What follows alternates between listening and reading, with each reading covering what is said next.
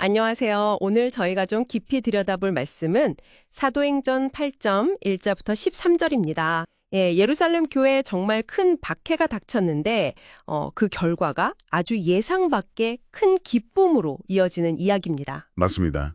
이 고난이 어떻게 복음 확장의 기회가 됐는지 그 놀라운 반전을 한번 따라가 보시죠. 바로 시작할까요? 네, 좋습니다.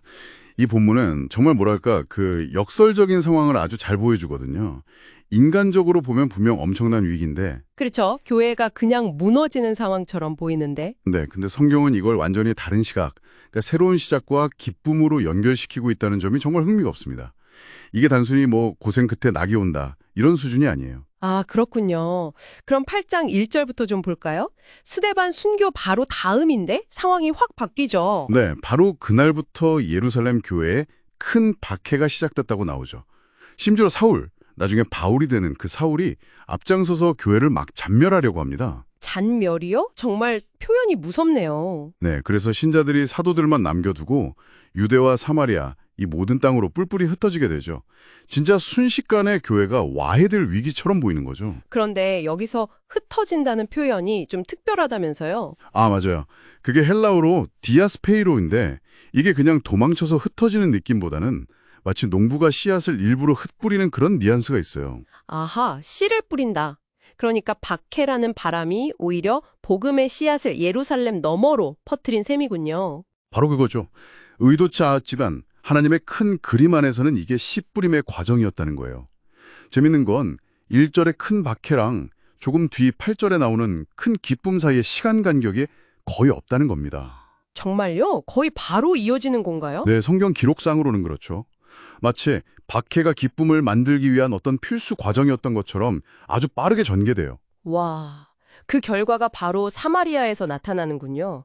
4절부터 보면 흩어진 사람들이 그냥 숨어 지낸 게 아니라 가는 곳마다 복음을 전해요. 맞습니다. 특히 빌립이라는 인물이 나오는데 이 사람이 당시 유대인들이라면 정말 상상도 못할 곳, 바로 사마리아 성으로 갑니다. 그렇죠. 유대인들은 사마리아 사람들이랑 상종도 안 했잖아요. 네, 일종의 금기시된 땅이었죠. 근데 박해 때문에 어쩔 수 없이 그곳으로 간 빌립이 거기서 그리스도를 전파해요. 그러면서 7절, 8절을 보면 막 귀신들이 떠나가고 병자들이 낫고 네, 중풍병자, 못 걷는 사람이 낫고. 그렇죠. 그러면서 성경이 딱 한마디로 정리하는데 그 성에 큰 기쁨이 있더라 이렇게요. 와, 예루살렘의 큰 박해가 사마리아의 큰 기쁨으로. 이 대비가 정말 극적이네요. 거의 즉각적으로 전환된 거군요. 네, 이 속도감이 정말 놀라워요. 고난이 기쁨의 직접적인 원인이 된 거죠. 그럼 빌립이 구체적으로 뭘 전했길래 이런 역사가 일어났을까요?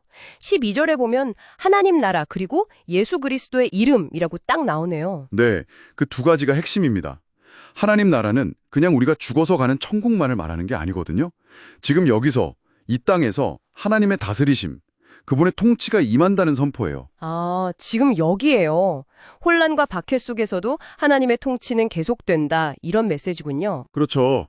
굉장히 강력한 메시지죠. 그리고 예수 그리스도의 이름은 그 통치의 중심에 바로 십자가에서 죽으시고 부활하신 예수님이 계시고 그분께 구원의 능력과 권세가 있다는 고백이고요. 어쩌면 사마리아 사람들은 예루살렘 중심의 종교에서 좀 소외감을 느꼈을 수도 있겠네요. 그래서 이 새로운 하나님 나라 복음에 더 마음이 열렸을 수도 있고요. 충분히 그럴 수 있죠. 예상치 못한 장소에서 예상치 못한 인물을 통해 하나님의 일이 확 일어난 겁니다. 듣고 보니까 우리가 보통 실패다, 위기다, 아, 이제 흩어져서 끝났다 이렇게 생각하는 상황 있잖아요. 네네. 근데 하나님의 관점에서는 그게 전혀 다른 의미일 수 있다는 거네요. 오히려 새로운 시작, 복음의 확장, 정말 생각지도 못한 기쁨의 출발점일 수 있다. 이거 정말 위로가 되면서 동시에 도전도 되는 것 같습니다. 정확합니다. 핵심은 우리가 그 상황을 어떻게 해석하느냐, 그거보다도 그 상황 속에서도 여전히 일하고 계시는 그 하나님의 주권을 믿느냐, 여기에 달린 것 같아요. 아, 하나님은 때로는 우리가 정말 피하고 싶은 그 경험을 통해서 또 가장 예상치 못한 곳에서 당신의 일을 이루시는 경우가 많거든요. 우리의 계획이 딱 막히는 그 지점에서 하나님의 놀라운 계획이 탁 시작될 수 있다는 거죠. 네. 오늘 예루살렘의 큰 박해가 어떻게 보면 정말 역설적으로 사마리아의 큰 기쁨으로 이어졌는지 그 과정을 살펴봤습니다.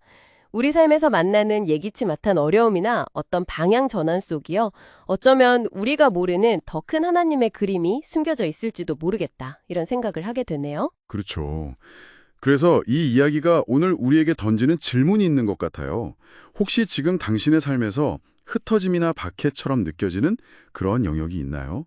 어쩌면 바로 그 상황이야말로 하나님께서 당신을 통해 새로운 씨앗을 뿌리고 또 전혀 예상치 못한 기쁨을 준비하시는 바로 그 과정은 아닐지 한번 깊이 생각해 보시면 어떨까 싶습니다.